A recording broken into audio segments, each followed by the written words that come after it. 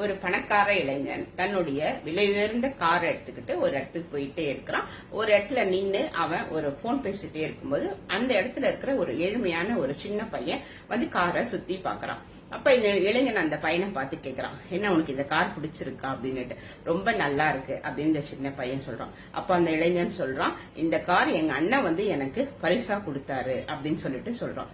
இந்த சின்ன பையன் சொல்லுது, ஓ அப்படின்னு சொல்லுது.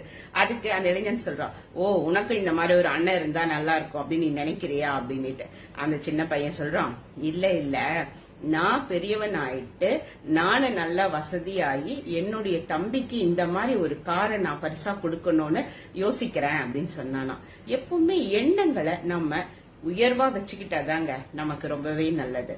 நம்ம ஒரு வாங்குற இடத்துல இல்லாமல் கொடுக்கற இடத்துல இருக்கணும் அப்படின்னு நினைச்சாலே போதும், ஆட்டோமேட்டிக்கா நம்ம அந்த நிலைக்கு போக ஆரம்பிச்சிருவோம்.